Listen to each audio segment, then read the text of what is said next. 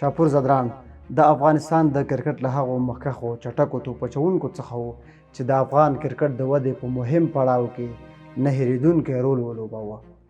هغه په 2009 کال کې د افغانستان ملي لوبډلې ته لار پیدا کړه او د خپل چټک توپ اچونې او جنګي روحیې له امله یې ډېر ژر د لوبډلې د اصلي توپ اچوونکو په ډله کې ځای وموند.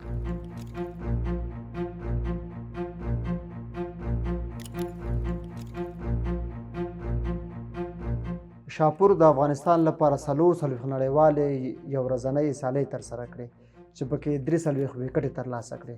همدارنګه یې په 40 نړیوالو شل ورځو سیالیو کې 14 ویکټې واخیستې او د افغانستان د چټکو توپ اچوونکو له اغېزناکو لوبغاړو څخه و.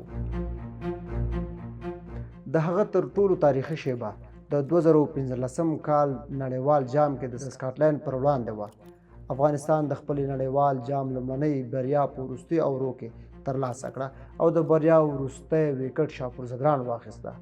هماغه بریا د افغان کرکټ په تاریخ کې د سرو زرو په کرښو لیکل شوې ده.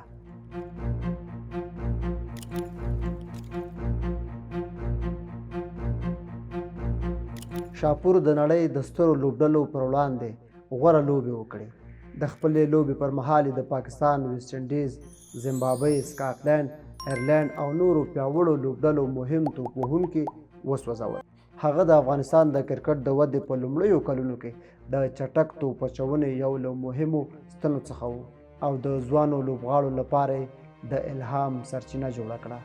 که څه هم د ټپونو او ناروغۍ له امله لوبیز ژوند لنډ شو، خو هغه ریکارډونه او تاریخي شیبې چې د افغانستان لپاره یې ثبت کړې د افغان کرکټ د ویاړ یوه نه بېلېدونکې برخه ده. شاپور ځدراڼ یوازې یو چټک توپ اچوونکی نه و، بلکې یو اتل و، داسې اتل چې د هغه نوم به د افغانستان د کرکټ په تاریخ کې تل ژوندی پاتې وي.